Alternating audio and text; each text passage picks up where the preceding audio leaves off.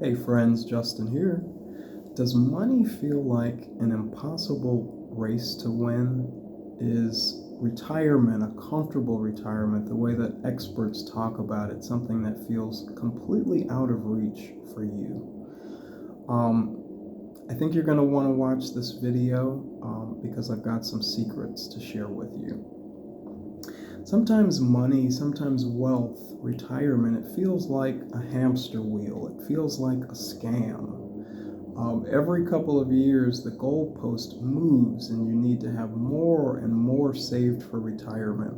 Several years ago, it was $500,000. And a few years ago, it was $1 million for a comfortable retirement. And I think this year, numbers have been revised up to $2.25 million for a comfortable retirement in the United States. And so what do we do with that? Because, it feels like it's out of reach for so many of us.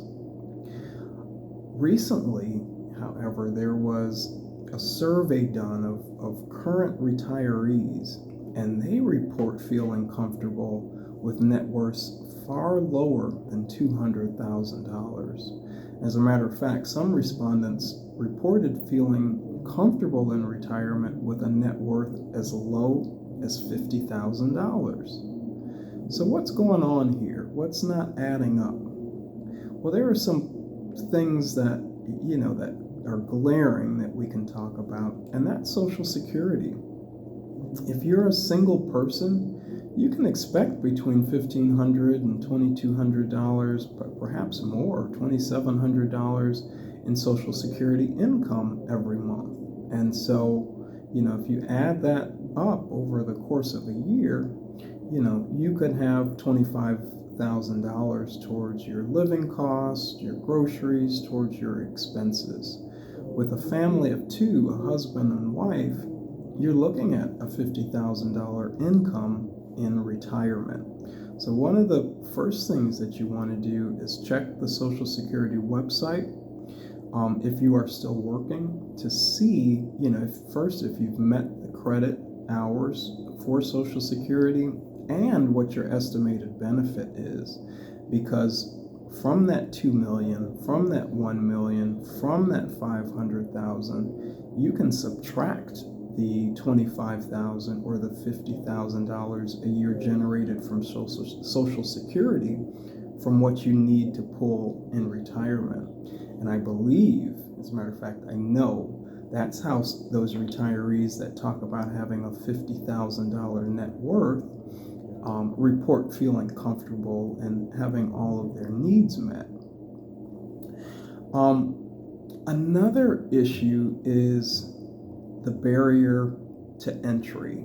A lot of people think about stocks and investing, and it's a them thing and not a me thing. It's a rigged system that is never going to work for me. And that was the mentality I had until I was about 33 years old.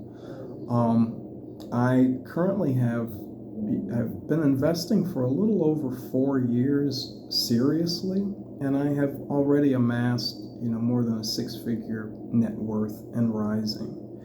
And that's because, kids, I got started. I stopped making the excuses that it wasn't for me, that it was never going to work for me, and I started small and invested. I'm fortunate to work for an employer that does provide a small employer match to my 401k contributions, but even if they don't, you can make up all of the ground that you need to with your own smart investing. And the way to do it, and let me preface this by saying this is not official financial advice. This is to be used for informational or entertainment purposes only. But the way to do it is not to pick stocks, is not to watch the market every day, because we don't know what we're looking at, and then emotionally investing in one company, in Microsoft or Apple, when it dips, it's devastating. But what I learned about is low-cost index fund investing, whether it is for your 401k or in a personal IRA account. And most companies today, they offer something that are called fractional shares. So for as little as $5 or less is your barrier to entry to start investing. And instead of picking stocks, what I've learned about are low-cost index funds. Index funds that track the major indices, like the S&P 500, for example, which is the American benchmark. When you invest in an index fund that tracks the S&P 500, you're already in a diversified investment that allows you to own a small piece of the 500 top performing companies in the United States. We're talking NVIDIA, we're talking Tesla, Apple, Microsoft, healthcare companies, oil companies, consumer staples.